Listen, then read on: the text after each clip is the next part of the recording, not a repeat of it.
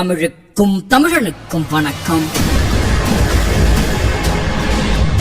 1000 ஆண்டுகளுக்கு ஒரு முறை பிறக்கும் அற்புத குழந்தை பெரும் தாக்கத்தை இந்த உலகத்தில் ஏற்படுத்தும் என்பார்கள். அப்படி பிறந்த ஒரு ஒப்பற்ற பிள்ளை பிற்காலத்தில் தமிழகம் மட்டுமல்ல இந்தியாவுக்கே ஒரு கலங்கரை கோபுரமாக இருந்தது என்றால் அது மிகையாகாது. நினைக்கும் போதே வணங்க தூண்டும் மகா உத்தம தலைவர்.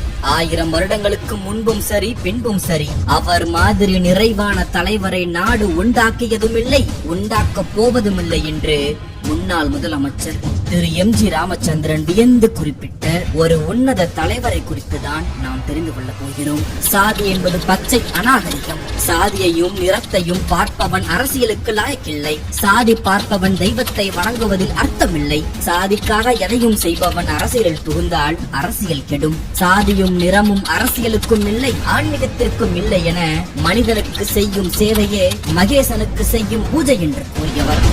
தன்னுடைய மரண சாசனத்திலேயே ஆதி திராவிட மக்களுக்கு தனது நிலத்தின் பெரும் பகுதியை எழுதி வைத்ததோடு தனது கண்காணிப்பில் தனது இல்லத்திலேயே தாழ்த்தப்பட்ட ஏழை மாணவர்களுக்கு கல்வி அளித்தவர் என்ற சமூக நீதிக்கு சொந்தக்காரர் இவர். சில ஊர்கள் பெரிய தலைவர்களையோ அல்லது நல்ல கலைஞர்களையோ கொடுத்து தனக்கு பெருமை தேடிக் கொள்கின்றன.